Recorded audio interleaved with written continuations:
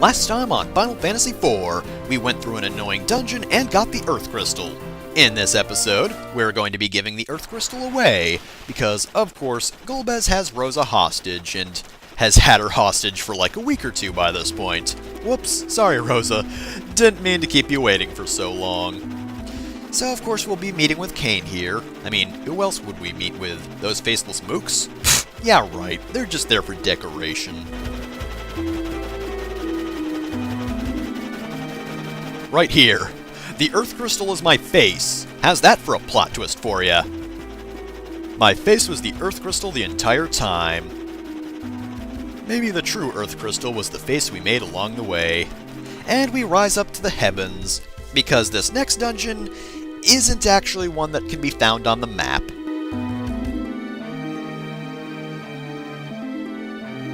Oh darn it, it looks like this was some sort of trap. I can't believe the villain would do something nefarious. Golbez! That's that guy I really hate! God, I hate hearing his name as well. However, I would like to remind you that I am evil, and as such, I don't have to play by your rules, yo. So, yeah. Congrats, you get to go through a dungeon. And if you die, I'll just pry the crystal off your corpses. Sounds fun, right? I can't believe it! How dare you, villain of the game, be evil and underhanded? I can't believe our enemy would do something like this. Why isn't he polite in this game where evil is very obvious?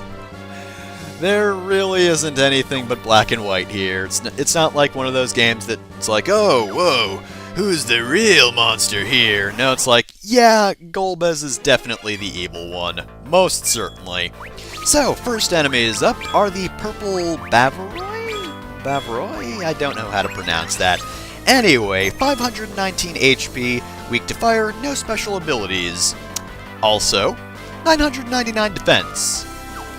Even Yang really isn't going to have much luck doing damage against these guys, so use fire. Now, I believe the enemies in this dungeon probably have a pretty good amount of MP as well. They don't actually have MP because enemies don't work like that. They can just cast as much magic as they want.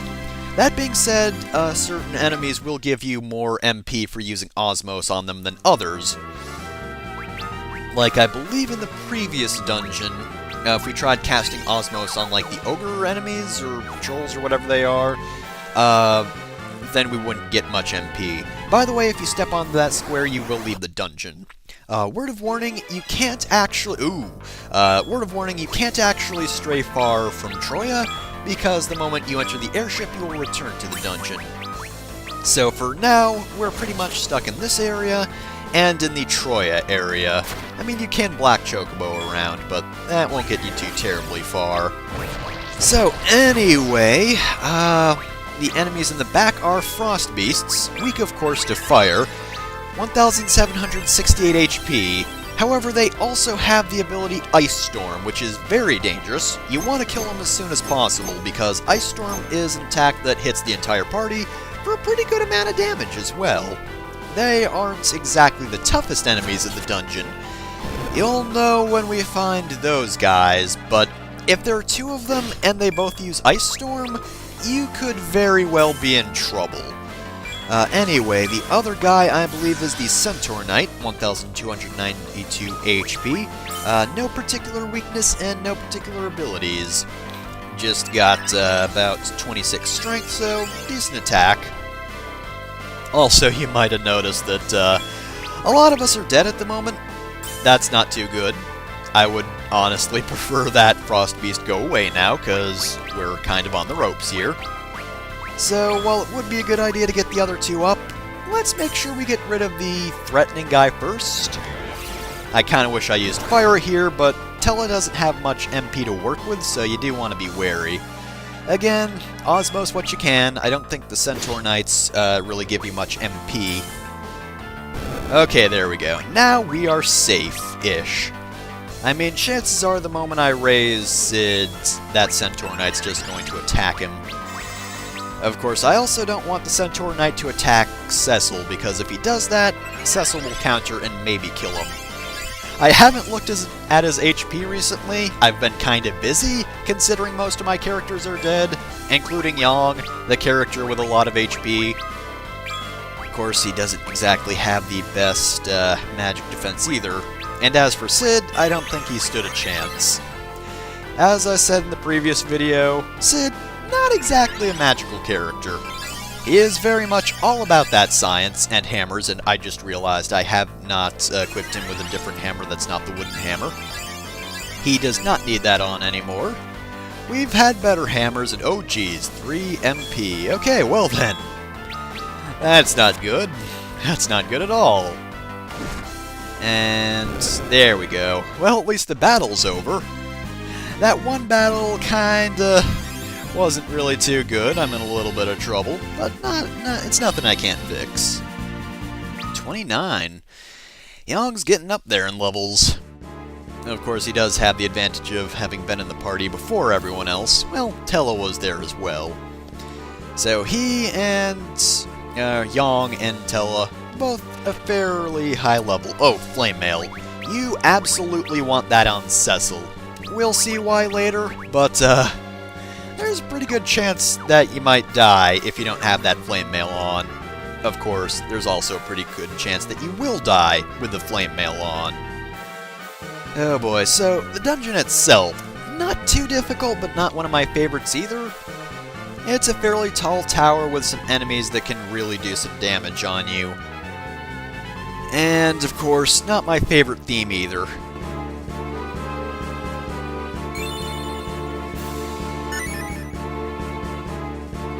Yeah, I know, it's just the da-da-da-da-da-da-da-da enemy theme, which, it's okay, I like it, alright, but going through an entire dungeon with it, not the best thing. So these enemies are the Marionetters and the Marionettes. So, not too difficult in terms of enemies. I believe Marionetters can actually appear with more marionettes than just 2. Okay, yeah, can summon marionettes, that's right. No particular weakness, and yeah, its only ability is summon. 804 HP as well, so not too much in terms of survivability, but of course, it can summon. The marionettes are what you really want to look out for, because they're pretty damaging at times. Again, no particular weakness, only 654 HP, so they go down pretty quickly. And, what do they do? I don't actually have anything in particular for their abilities. 25 strength is decent? Huh. I forget why these guys are tough, actually. I guess they're just fairly quick. Other than that, though, maybe I'm just misremembering these guys, because I remember them being decently tough. But that should take care of them. Yep, we're done here. Again, I think it is pretty much just the fact that they can attack in large groups, but other than that, you don't have to worry too much about them, especially if there's only 2. Alright, so, visually, this area is actually different from the SNES version. I should have brought this up earlier, I believe I did. But before, this area was more mechanical, and it was given a makeover to differentiate it from a dungeon that appears later on. Which I like. Oh, shit. This is the chest, isn't it? Oh crap, Flame Sword. Oh boy, we have to fight a Flame Hound. Just one of these guys is dangerous. 4,151 HP. Of course, they absorb fire and are weak to ice and water. Their worst ability, well, only ability really, is Scorch. Like the, was the previous enemy, Ice Hound or whatever. Frost Beast, that was it. Just like their Ice Storm ability, this one's damaging, except it's even worse than that. And Ice Storm was already pretty bad as it is. Basically, if this guy gets enough attacks off, he will kill you.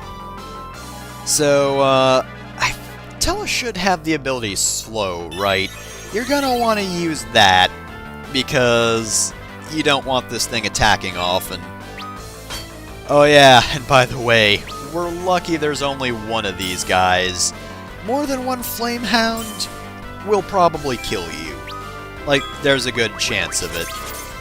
So yeah, you want to do anything in your power to make sure this guy doesn't attack.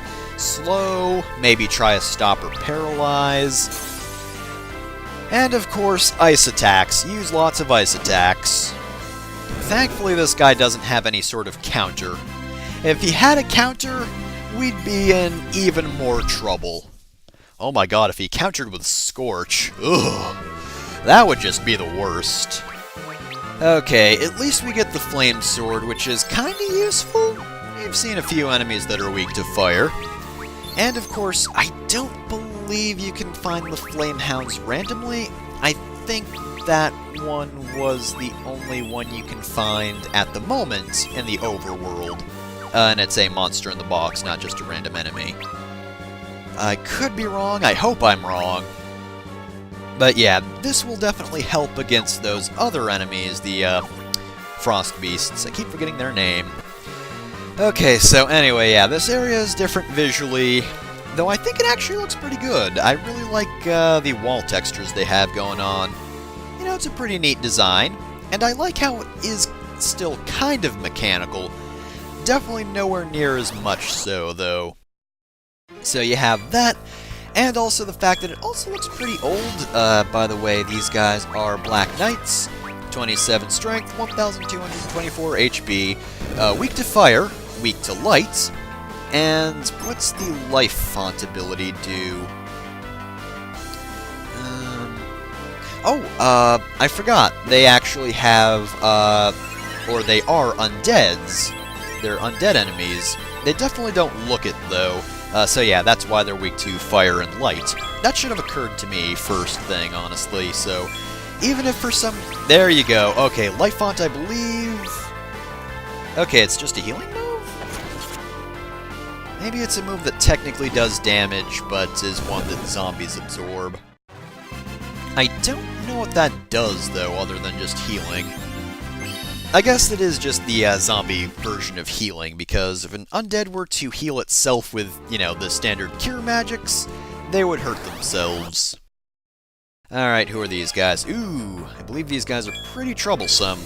So we've got Ice Lizards. They have the Stone Gaze ability, as per usual. Oh, Teller resists that. What about Yong? Yep, still Gradual Petrify. Maybe there isn't just a straight-up Petrify in this game. I was pretty sure there was, but so far we've only seen gradual petrification. I won't complain about that, because honestly it helps. But anyway, yeah, the other enemies are gremlins. No particular abilities, weak to fire, and let's see, I don't see anything else in my notes about these guys, so yeah, gremlins are fairly easy. You will want to take care of the ice lizards first, since they can petrify you. And we should kill it soon, otherwise Yong's gonna get petrified. Probably any second now. That's the only problem I have with gradual petrification, is there's no meter for it. So eventually you will just turn to stone. Hopefully not right before you end a battle. Otherwise, that character's going to be turned to stone, and they're not going to get experience. Right, so I keep interrupting myself with enemy battles, but... anything else about the area? Yeah, I think it just looks cool. It does use a lot of browns, but it's definitely a nice-looking area. Looks way better than the Ancient Waterway, which I think is fairly ugly. But this one looks pretty cool. I like that it is different, so... It's kinda got an older tower feel to it, so hey, wherever the hell this tower is, maybe it's been around for ages. You know, back in the day, those ancients, they actually had way better technology than we did. But of course technology is bad, therefore they all died. And only their ancient technology is left, and it's all evil. All of it. Right, so I don't think this is the particular dungeon that I'm thinking of. That has a certain bit of map design that I don't care for, which is basically just, hey, go to a bunch of different areas for small treasures. I'm pretty sure Tower of Zot's pretty straightforward. In fact, I'm almost 100% positive that the counterpart that I'm talking about, or have been talking about, the one that actually does look mechanical, pretty sure that's where that bit of map design comes in. So, next enemies are the Sorceress, 893 HP, no particular weaknesses, have the spells Haste, Slow, and Silence, so not so much damage dealers, I don't know why they're in the front, but of course, all of her spells are pretty damaging. Slow and Silence will hurt you a lot. If she hastes the Soldieresses, that's also bad because they're pretty tough. 25 Strength, 1065 HP, no particular abilities other than just attacking, and attacking a lot. Other than that, though, they're pretty easy to take down. Again, I don't know why the Sorceress is in the front. I mean, it doesn't matter too much, but... Oh, they also have counters. That's the other thing. So, do be wary when you attack them physically, because counters are always troublesome. It's that little bit of extra damage that could really put you in a bad spot. That being said, their HP is decent, but nothing amazing, because we do have 3 damage dealers right at the front. Especially Yang. Though to be fair, Cecil's also doing pretty well at the moment. Sid's doing okay as well. I think we're almost done with this dungeon as well. Wait, is this what I think it... Oh, shoot. I think I was wrong. Yep. Okay, I was wrong. This was the dungeon I'm thinking of. I really don't like this layout. We're so close to being done, but then it's like, you want to travel around this map for a little bit and just pick up random items? Ooh, okay. I don't like having to do this, but at the same time, the Guy Hammer is pretty nice. But yeah, this comes pretty much right at the end, when you're so close to being finished with this dungeon. I want to be done so badly. I mean, again, it's not the hardest dungeon in the world, but enemy encounters are fairly frequent and kinda damaging, especially if you get unlucky and those frost beasts happen to hit you a lot. Hellclaws are also very important because they may inflict the poison status, which, trust me, you're going to want those on Yang immediately. There's a boss coming up pretty soon that will just kinda save you from. I know the first time I fought that boss, it pretty much saved me completely. I probably would not have been able to beat it, or at the very least it would have taken quite a bit of effort to do so, had I not had those claws. And in general, they do help now. They really prevent me from getting in trouble. Don't want to spoil what it is, but trust me, poison status is gonna help ya. Alright, and one last spot on this pitchfork hallway, and we'll be done. I believe this is the, not quite second to last floor, but we are coming up on the end of the episode. I know it doesn't seem it, but we are. Very nice. A little bit more defense. Okay, so, go through here. Actually, I think that's the second sort of to last floor-ish, kind of. There are going to be more floors, but we are winding down the Tower of Zot. We have all those items, and now that I'm done getting into a million random encounters, let's get into a million more before actually reaching the end. I am so thankful I don't actually have to watch those on the second pass. Right, there's this right here. This is a save room. Of course, at the very least, you'll definitely want to use a Tenter Cottage right here, because chances are you're probably a little low on HP and MP. MP especially. Alright, take care of this. Tiny little tent. I don't know how all 4 of us fit in there, but we do somehow. Okay, so now that that's done, let's just walk through this hallway and nothing bad will happen. See? Map complete. Nothing stands in our way. Let's enter the... Oh, darn it, there's a cutscene. Oh, thanks. How's it going? I don't know who that is.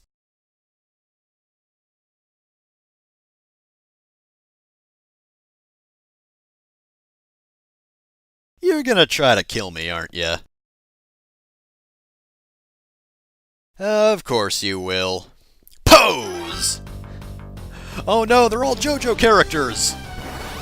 Okay, so we have Sandy, Cindy, and Mindy. In the SNES version, they were named Dog, Mag, and Rag. I can see why they changed the name. So this is actually a pretty fun boss fight. They work really well together. For example, they're going to start right off with casting Reflect. So their main strategy is Sandy is going to be casting Reflect on all of them, and Mindy is going to be reflecting spells off on Cindy. As for Cindy, she will be in charge of healing mostly. Basically, if one of the others dies, she'll bring him back, so take Cindy out first. Unless you want experience, because apparently, even when they're revived, they still provide experience and money, so I guess it's pretty easy to grind off of them. So if you want to do that, you can, but I'm not going to. Okay, so they do Delta attack pretty quickly, except, they can't. So basically, Delta attack is pretty damaging, or pretty dangerous, rather. But I believe if one of them is silenced, they can't use it at all. In fact, I believe while in most games the Delta attack is I forget what it normally does. In Final Fantasy VI, I believe it petrifies people, like it's a specific attack. However, in this game, Delta attack just refers to the fact that Sandy casts Reflect on Cindy, and then Mindy casts spells off of her, so that you can't reflect them.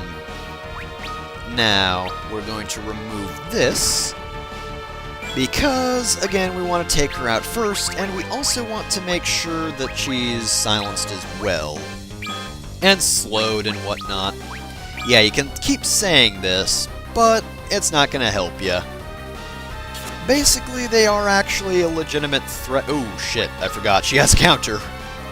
And 547 damage ain't too bad. Not the best counter I've seen. Yeah, you can keep saying that. If you have the chance, I think it is possible to dispel the Reflect on Cindy, and then Mindy will cast a spell on her, damaging her.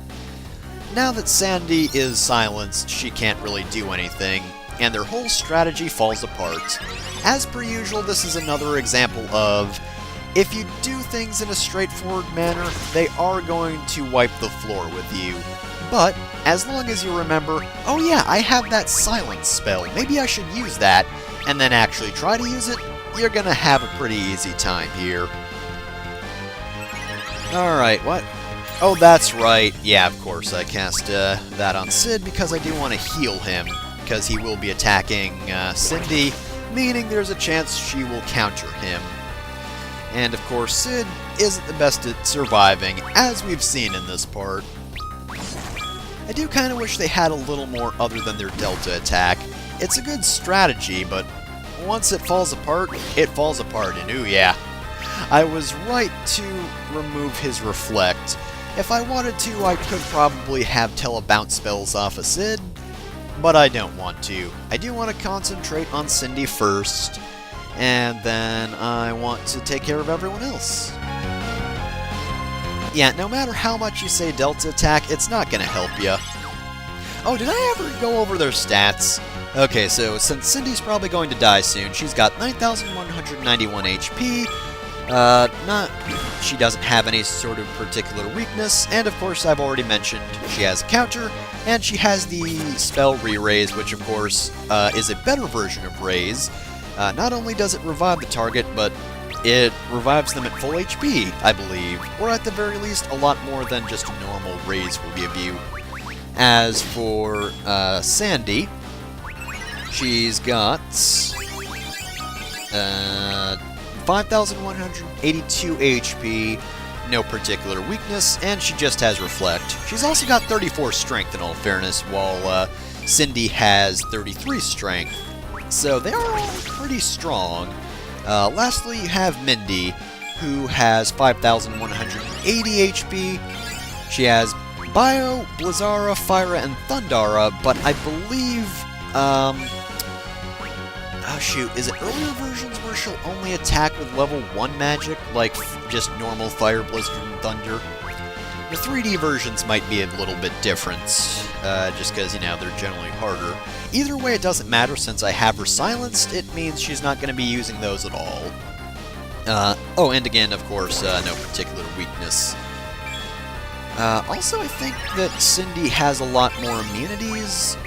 Actually, no, they all have the same immunities. No, that's all the same there, so, yeah. They aren't immune to silence. I think you can poison them as well, which might help. I wonder if they're weak to the spell poison. Probably. Oh, and there goes Cindy. Alright, well, I could have probably silenced her and then attacked someone else. Alternatively, I could have attacked somebody else, and again, I could have had them get experience for me by killing them and then killing them again. But I wouldn't really risk it too much with either one of them. I'd definitely take out Sandy first, since if revived, she'd have the ability to cast Reflect. And of course, if you kill Mindy after that, then she'd have the ability to cast spells again. On her own, Mindy is definitely the weakest, so that's why I always save her for the last.